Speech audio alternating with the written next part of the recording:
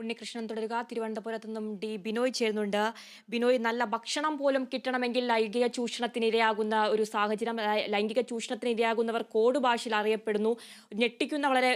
ഞെട്ടിക്കുന്ന വിവരങ്ങൾ തന്നെയാണോ പുറത്തു വന്നിരിക്കുന്നത്? കൂടുതൽ വിവരങ്ങൾ എങ്ങനെയാണ്?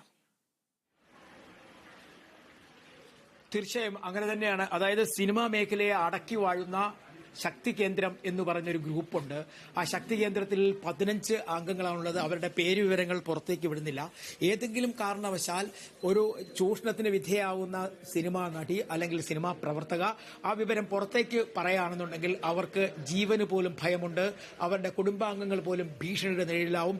ഇനി പോലീസിലാണ് പരാതി നൽകുന്നതെങ്കിൽ സിനിമാ മേഖലയിൽ ഇത് അവർ തുടച്ചു മാറ്റപ്പെടുന്നു. ഇത്തരത്തിൽ ഒരു മേഖലയെ മുഴുവൻ അടക്കി വാഴുന്ന ഒരു വലിയ ഒരു ഗുണ്ടാ സംഘം എന്ന് വേണമെങ്കിൽ പറയാം. അത്തരത്തിലൊരു സംഘത്തിന്റെ കീഴിലാണ് മലയാള സിനിമ എന്നുള്ളതാണ് ഈ റിപ്പോർട്ടിലൂടെ സൂചിപ്പിക്കുന്ന കാര്യം. നടന്മാരല്ല, നടിമാരല്ല, ഇവർക്ക് മുകളിൽ ഇവരെയൊക്കെ നിയന്ത്രിക്കുന്ന ശക്തി കേന്ദ്രങ്ങളുണ്ട്. ഇത് ആ ശക്തി കേന്ദ്രങ്ങൾ ആരാണ് എന്നുള്ള കാര്യം ഇതുവരെയും വ്യക്തമാക്കുന്നില്ല. അതിൽ മറ്റൊരു കാര്യം വളരെ പ്രധാനമായി എടുത്തു പറയുന്നൊരു കാര്യമുണ്ട്. അതായത് അടിസ്ഥാന മനുഷ്യാവകാശങ്ങൾ പോലും ലംഘിക്കപ്പെടുന്നു എന്നുള്ളതാണ്. അതായത് ഈ സിനിമാ ഫീൽഡിൽ ജൂനിയർ ആർട്ടിസ്റ്റുകളായോ അല്ലെങ്കിൽ സീനിയർ ആർട്ടിസ്റ്റോ ആയിട്ടൊക്കെ അഭിനയിക്കാൻ വരുന്ന അവരുടെ ഈ നിർമ്മാതാക്കളും സംവിധായകന്മാരും പറയുന്നതിന് കേട്ട് ചൊൽപ്പടിക്ക് നിൽക്കാത്തവർക്ക് അടിസ്ഥാന മനുഷ്യാവകാശങ്ങൾ പോലും ലംഘിക്കപ്പെടുന്നു. ഒപ്പം ചൂഷണത്തിന് ശ്രമിച്ച ആളുടെ ഭാര്യയായി പിറ്റേന്ന് അഭിനയിക്കേണ്ടി വരുന്നു.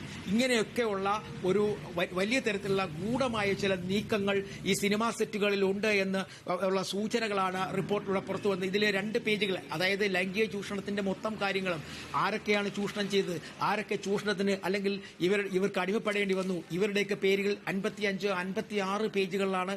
ആ 2 പേജുകളും മാറ്റപ്പെട്ടിരിക്കുന്നു. ആ പേജുകളിൽ ഈ വിവരങ്ങളുമായി ബന്ധപ്പെട്ട വിവരങ്ങളില്ല. ഒപ്പം സ്വകാര്യതയെ ഹനിക്കുന്ന തരത്തിൽ ഉള്ള വിവരങ്ങൾ കോടതിയുടെ നിർദ്ദേശപ്രകാരം പുറത്തുവിടരുതെന്ന് പറഞ്ഞു. അതിന്റെ അടിസ്ഥാനത്തിൽ പാരഗ്രാഫുകൾ, ഖണ്ഡികകൾ തന്നെ ഇതിൽ നിന്നും ഒഴിവാക്കപ്പെട്ടിരിക്കുന്നു. അപ്പോൾ ഇതൊരു സംക്ഷിപ്തമായ റിപ്പോർട്ടെന്ന് നമുക്ക് ഒരിക്കൽ പോലും പറയാൻ പറ്റില്ല. ഇതൊരു സിനിമാ മേഖലയുമായി ബന്ധപ്പെട്ട് ചില അവരുടെ ആവശ്യങ്ങൾക്ക് വഴങ്ങിയതിനു ശേഷം, അല്ലെങ്കിൽ അവർ തന്നെ പറഞ്ഞിരുന്നു ഒരു വ്യക്തിയുടെ സ്വകാര്യതയെ ഒരിക്കൽ പോലും പിച്ച് ചെയ്യുന്ന തരത്തിലുള്ള കാര്യങ്ങൾ പുറത്തുവിടരുത് എന്ന് പറഞ്ഞത്. അതിന്റെ അടിസ്ഥാനത്തിൽ സ്വകാര്യതയെ പോലും മാനിക്കുന്ന തരത്തിൽ റിപ്പോർട്ടിന്റെ ഏകദേശം ചില ഭാഗങ്ങൾ മാത്രമാണ് ഇപ്പോൾ പുറത്തേക്ക് വന്നിരിക്കുന്നത്. ആ പുറത്തേക്ക് വന്നിരിക്കുന്ന റിപ്പോർട്ടിൽ തന്നെ വളരെ വ്യക്തമായും വസ്തുനിഷ്ഠമായും ചില കാര്യങ്ങൾ സൂചിപ്പിക്കുന്നു. ആ സൂചനകളാണ് നമ്മൾ ഇപ്പോൾ പുറത്തേക്ക് വിട്ടുകൊണ്ടിരിക്കുന്നത്. എന്തായാലും ഈ റിപ്പോർട്ട് ഇത് ഒരു ചെറിയൊരു സൂചനകളേ ഉള്ളൂ. എന്നാൽ ഇതിനേക്കാൾ വലിയ കൊടിയ പീഡനങ്ങളുടെ കഥ പലപ്പോഴായി ഇത് മറച്ചുവെക്കപ്പെട്ടിരിക്കുന്നു. ഇതിനൊരു പ്രത്യേകിച്ചും 62 സിനിമാ മേഖലയിൽ പ്രവർത്തിക്കുന്ന 62 പേർ, ഇത് നടികളല്ല, അത് സാങ്കേതിക പ്രവർത്തകരുണ്ട്, സംവിധായികളുണ്ട്, അപ്പം നിർമ്മാതാക്കളായ ഉണ്ട്. ഇവരെല്ലാം കൂടെ ചേർന്ന് നൽകിയ ഒരു റിപ്പോർട്ടാണ് ഇപ്പോൾ പുറത്തേക്ക് വന്നിരിക്കുന്നത്. ഇതിനകത്ത് മറ്റൊരു കാര്യം എടുത്തു പറയുന്നുണ്ട്. സിനിമാ മേഖലയിലെ സ്ത്രീകളായി, വനിതകളായ നിർമ്മാതാക്കൾക്കും ഒപ്പം സംവിധായകരും മുൻനിര നടന്മാരിൽ നിന്നും കൊടിയ ഭീഷണി നേരിടേണ്ടി വന്നു, അല്ലെങ്കിൽ കൊടിയ തരത്തിൽ അപമാനങ്ങൾ നേരിടേണ്ടി വന്ന സാഹചര്യമുണ്ട്. അങ്ങനെ ഒരു ക്രിമിനൽ പശ്ചാത്തലം ഈ സിനിമാ മേഖലയ്ക്ക് പിന്നിലുണ്ട്, അല്ലെങ്കിൽ ഒരു ക്രിമിനൽ ഗ്രൂപ്പ് ഈ സിനിമാ മേഖലയ്ക്ക് പിന്നിലുണ്ട് എന്നത് സൂചിപ്പിക്കുകയാണ് ഈ റിപ്പോർട്ടിലൂടെ. മറ്റൊരു പ്രധാനപ്പെട്ട കാരണം, ഇവിടെ നടിമാർ അല്ലെങ്കിൽ അവസരങ്ങൾ ലഭിക്കുന്നതിന് വേണ്ടി അവരെ ലൈംഗിക ചൂഷണത്തിന് വിധേയരാക്കുന്നു എന്ന് വളരെ വ്യക്തമായി പറയുന്നു. ഒപ്പം ഭക്ഷണത്തിന് പോലും ലൈംഗികമായ ചൂഷണം നടത്തപ്പെടുന്നു എന്നുള്ളതാണ് ഏറ്റവും ദയനീയമായ അവസ്ഥ.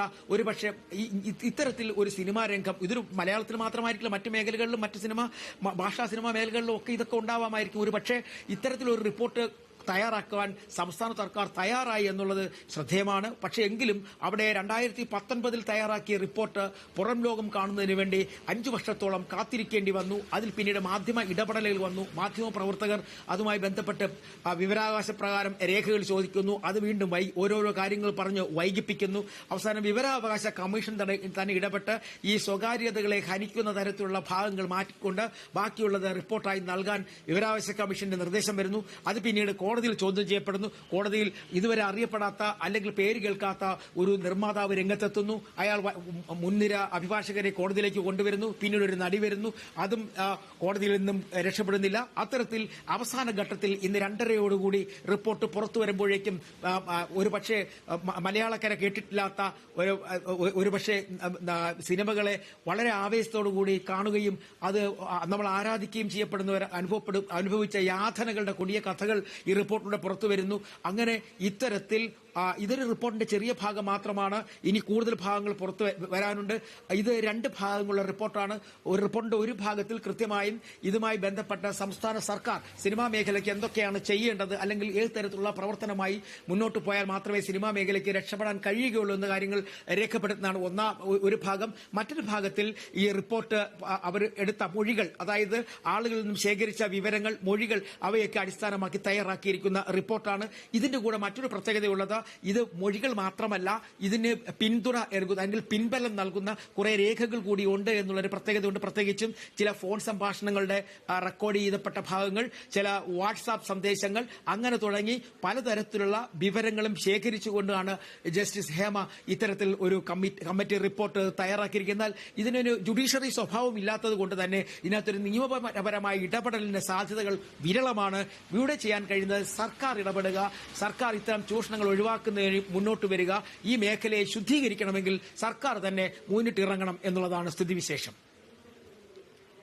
ബിനോയ് സൂചിപ്പിച്ചതുപോലെ തന്നെ ഈ ഹേമ കമ്മിറ്റി റിപ്പോർട്ട് പുറത്തു വരുന്നതറിഞ്ഞ് ആരൊക്കെയോ ഭയപ്പെടുന്നു. പിന്നീട് നിയമ നടപടികളുമായി മുന്നോട്ട് പോകുന്നു. നിർമ്മാതാവ് സജിമോൻ പാറയിൽ ഹൈക്കോടതിയെ സമീപിക്കുന്നു. പിന്നീട് നടി രഞ്ജിനി സമീപിക്കുന്നു. ഒടുവിൽ നിയമ നടപടികളൊക്കെ അവസാനിച്ച് ഹേമ കമ്മിറ്റി റിപ്പോർട്ട് ഇന്ന് പുറത്തു വരുന്നു. ഞെട്ടിക്കുന്ന വിവരങ്ങളാണ് ഇപ്പോൾ പുറത്തു വരുന്നത്. സിനിമാ മേഖലയിലടക്കം സ്ത്രീകൾ ചൂഷണത്തിനിരയാകുന്നു എന്നുള്ളതാണ് വ്യക്തമാകുന്നത്.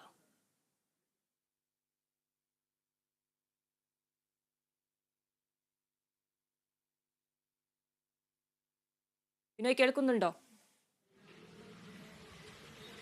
തീർച്ചയായും അത്തരത്തിലുള്ള കാര്യങ്ങൾ തന്നെയാണ് പുറത്തേക്ക് വരുന്നത്. സിനിമാ മേഖലയിലെ നടിമാർ കൊടിയ തരത്തിലുള്ള ചൂഷണങ്ങൾക്ക് വിധേയരാകുന്നു എന്നുള്ള തന്നെയാണ് ഇതിനകത്ത് വരുന്ന ഒരു കാര്യം. ഒന്ന്, ഇതിനകത്ത് ഒരു പ്രത്യേകിച്ച് എടുത്തു പറയുന്ന ഒരു കാര്യമുണ്ട്.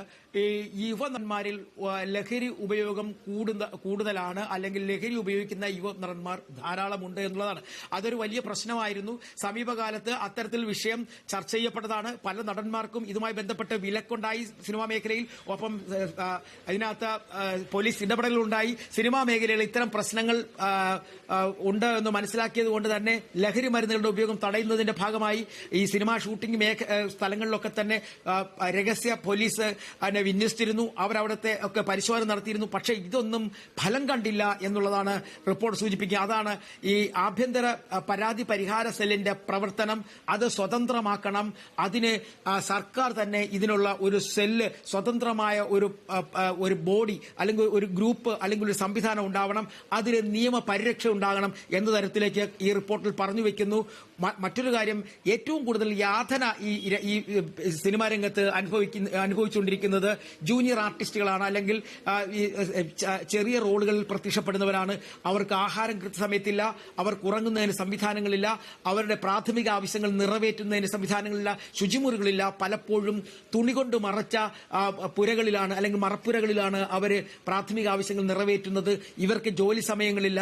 ഒപ്പം ലൈംഗികമായ ചൂഷണത്തിൽ വിധേയരാകുന്നവർക്ക് മാത്രം നല്ല ഭക്ഷണം, അവർക്ക് നല്ല വാസസ്ഥലം, ഇതൊക്കെ പറഞ്ഞു വെക്കുന്നു. ഒപ്പം ഏറ്റവും അപമാനകരമായി ഒരു പക്ഷേ തോന്നപ്പെടുന്ന കാര്യമാണ് ഉറങ്ങുന്ന നടിയുടെ വാതുക്കൽ മുട്ടുക. പലപ്പോഴും വാതിൽ തന്നെ പൊളിഞ്ഞു വീഴുന്ന തരത്തിലേക്ക് ഇടിക്കുന്നു, വാതിലിൽ ഇടിച്ച് ബഹളം വെക്കുന്നു. പിറ്റേന്ന് ആ നടി അത്തരത്തിൽ അതിന് വശമതയായില്ല എങ്കിൽ ഇത് ചെയ്ത നടന്റെ ഭാര്യയായി അഭിനയിക്കേണ്ടി വരുന്നു. ഒപ്പം കോപ്പറേറ്റീവ് സ്റ്റാർസ്, അതാണ് അവിടുത്തെ കോഡ്, സഹകരിക്കുന്ന നടിമാർ, അതിന് കോപ്പറേറ്റീവ് സ്റ്റാർ എന്നൊരു കോഡ് കൊടുത്തിരിക്കുന്നു. ഈ കോഡുള്ള നടിമാർ എല്ലാ സ്ഥലത്തും അറിയപ്പെടുന്നു. അങ്ങനെ അത്തരത്തിൽ ഉള്ള നടിമാർക്ക് നല്ല ഭക്ഷണം കൊടുക്കാൻ തയ്യാറാകുന്നു. ഒപ്പം അവർക്ക് സിനിമാ സെറ്റുകളിൽ പ്രശ്നങ്ങളില്ല, സിനിമകളിൽ അവസരങ്ങൾ കിട്ടുന്നു. എന്നാൽ ഇതിനെ എതിർക്കുന്നവരെ, ഇതിനെതിരെ ഇവരെ പ്രതിരോധിക്കാൻ തയ്യാറാവുന്നവർക്ക് സിനിമാ രംഗത്ത് അവസരങ്ങൾ ഇല്ലാതാകുന്നു. അവർ ഒറ്റപ്പെടുന്നു, അവർ ഈ മേഖലയിലും തൂത്തെറിയപ്പെടുന്നു. ഇത്തരത്തിലൊക്കെയുള്ള വലിയ തരത്തിലുള്ള പീഡനങ്ങളുടെ കഥ തന്നെയാണ് റിപ്പോർട്ടിലൂടെ പറഞ്ഞു വെക്കുന്നത്. മറ്റൊരു പ്രധാനപ്പെട്ട കാര്യം എടുത്തു പറയേണ്ടത്, നമ്മൾ കേട്ടിട്ടുള്ളതാണ് കാസ്റ്റിംഗ് കൗച്ച് എന്ന് പറയുന്ന, അല്ലെങ്കിൽ കിടക്ക പങ്കിടൽ, സിനിമാ രംഗത്ത് അവസരം കിട്ടണമെങ്കിൽ കിടക്ക പങ്കിടണം എന്നുള്ളത്. അത് തന്നെയാണ് റിപ്പോർട്ടിലെ ആദ്യ പരാമർശവും. അത്തരത്തിൽ ഉള്ള പരാമർശങ്ങൾ വളരെ വ്യക്തമായി പറയുന്നു. കാരണം കേട്ടുകേഴ്വിയില്ലാത്ത ചില പ്രവൃത്തികളുടെ ഒരു ലോകമായി സിനിമാ ലോകം മാറുന്നു എന്നുള്ളതാണ് ഇതിൽ നിന്ന് വ്യക്തമാകുന്നത്. അത്തരത്തിൽ വലിയ തരത്തിലുള്ള കൊടും പീഡനങ്ങൾ സിനിമാ മേഖലയിൽ ശാരീരികം മാനസികമായും ഒക്കെ നടക്കുന്നു. ഒപ്പം തൊഴിലിടങ്ങളിൽ സംരക്ഷണമില്ലാത്തവരാണ് ജൂനിയർ ആർട്ടിസ്റ്റുകൾ എന്നാണ് പറഞ്ഞു വെക്കുന്നത്. കാരണം അവർക്ക് കൃത്യമായ വേതനം കിട്ടുന്നില്ല. പകൽ രാവിലെ 6 മണിക്ക് ഷൂട്ടിംഗ് തുടങ്ങി 12 മണി വരെ നീളുന്നു. തിരിച്ച് സെറ്റിൽ നിന്നും മുറികളിലേക്ക് പോകുവാൻ അവർക്ക് വാഹനങ്ങളില്ല. വാഹനങ്ങൾ വല്ലപ്പോഴും ആയി വരുന്നു. കൃത്യമായ ഭക്ഷണം കിട്ടുന്നില്ല. ഇത്തരത്തിൽ ഇവർ അനുഭവിക്കുന്ന കൊടും യാതനകളാണ് ഈ റിപ്പോർട്ടിലൂടെ പറഞ്ഞു വെക്കുന്നത്. ഇതിനകത്ത് ഈ റിപ്പോർട്ട് തയ്യാറാക്കിയ ജസ്റ്റിസ് ഹേമ പോലും പലതും കേട്ട് ഞെട്ടിപ്പോയി. ഈ